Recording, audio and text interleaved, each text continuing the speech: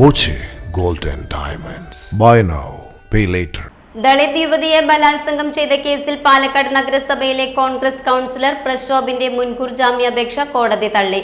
Mannarkkad SC/ST കോടതിയാണ് മുൻകൂർ ജാമ്യാപേക്ഷ തള്ളിയത്. ജോലി വാഗ്ദാനം ചെയ്ത് താമസ സ്ഥലത്ത് അതിക്രമിച്ചു കയറി ലൈംഗികമായി പീഡിപ്പിച്ചെന്ന് ദളിത് യുവതിയുടെ പരാതിയിലാണ് പ്രശോഭ് മുൻകൂർ ജാമ്യം തേടിയത്. അടച്ചിട്ട കോടതി മുറിയിൽ അതിജീവിതയോട് ജഡ്ജി വിവരങ്ങൾ ആരാഞ്ഞിരുന്നു.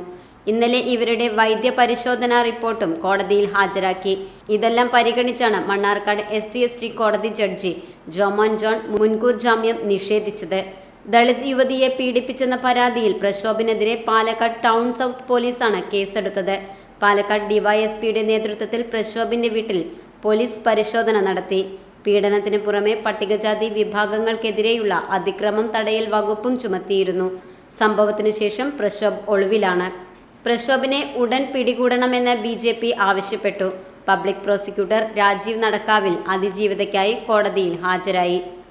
ലൈംഗിക പീഡന പരാതിയായി ബന്ധപ്പെട്ടുകൊണ്ട് കൗൺസിലർക്കെതിരെയുള്ള ലൈംഗിക പീഡന പരാതിയായി ബന്ധപ്പെട്ടുകൊണ്ട് നിലവിൽ കേസ് ചാർജ് ചെയ്തിട്ടുള്ള വകുപ്പുകൾ under section 332B BNS, 64(2)M, 64(2)B, 69, 115(2), 351(2) BNS പ്രകാരമുള്ളതും SC/ST act പ്രകാരമുള്ള 31S, 31W, 3125 ഈ വകുപ്പുകൾ പ്രകാരമാണ് കൗൺസിലർക്കെതിരെ പ്രതിക്കെതിരെ കേസുകൾ ചാർജ് ചെയ്തിട്ടുള്ളത്. ഇതിൽ ജാമ്യാപേക്ഷയെ ബന്ധപ്പെട്ടുകൊണ്ട് കോടതിയിൽ പ്രതിഭാഗവും അതുപോലെ തന്നെ പ്രോസിക്യൂഷൻ ഭാഗവും ആർഗ്യുമെന്റ് കഴിഞ്ഞിരുന്നു. അത് കോടതിയുടെ ഈ ജഡ്ജ്മെന്റ് ജാമ്യാപേക്ഷ നിരസിച്ചുകൊണ്ടുള്ള കോടതിയുടെ ഉത്തരവിൽ പ്രധാനമായിട്ടും പറഞ്ഞിട്ടുള്ളത് ഇതിലെ 64-ാം വകുപ്പ് റേപ്പുമായി ബന്ധപ്പെട്ടുകൊണ്ടുള്ള കാര്യങ്ങൾ അത് കൺസെന്റോട് കൂടിയാണോ അല്ലേ എന്നുള്ള കാര്യങ്ങളിലേക്കൊന്നും കോടതി അതിനെ സംബന്ധിച്ചൊന്നും പറഞ്ഞിട്ടില്ല.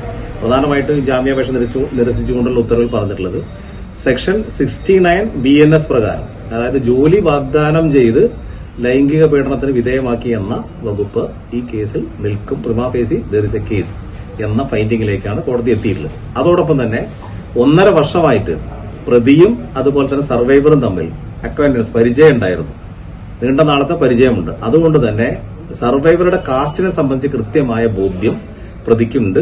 അതുകൊണ്ട് ഇവിടെ 69 എന്ന BNS 69 എന്ന ഒഫൻസ് നിൽക്കുന്നതോടൊപ്പം തന്നെ 325 എന്ന SC/ST ആക്ടിലെ വകുപ്പ് കൂടി നിൽക്കും. SC/ST വകുപ്പ് SC/ST ആക്ടിലെ 325 നിൽക്കുന്നതുകൊണ്ട് തന്നെ അവിടെ സെക്ഷൻ 18 പ്രകാരം ആന്റിസിപ്പേറ്ററി ബെയിലുമായി ബന്ധപ്പെട്ടുകൊണ്ട് പ്രഥമ ദൃഷ്ട്യാ ബാറുണ്ട് മുൻകൂർ ജാമ്യാപേക്ഷ പരിഗണിക്കുന്നത്. അതോടൊപ്പം തന്നെ പ്രതി ഒളിവിലാണ് എന്ന കാര്യം കൂടി കോടതി ഈ വിധിയുടെ ഭാഗമായിട്ട് ഒളിവിൽ നിന്നുകൊണ്ടാണ് ജാമ്യാപേക്ഷ കോടതിയെ സമീപിച്ചിട്ടുള്ളത് എന്നുള്ള കാര്യം കൂടി അതിൽ പരാമർശിച്ചിട്ടുണ്ട്.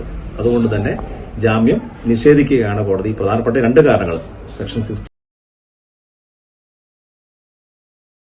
Time kids pre school, Mannannur road, Vaniyamkulam. .view news. കാഴ്ചകളാണ് ലോകം, കണ്ടു തുടങ്ങുക.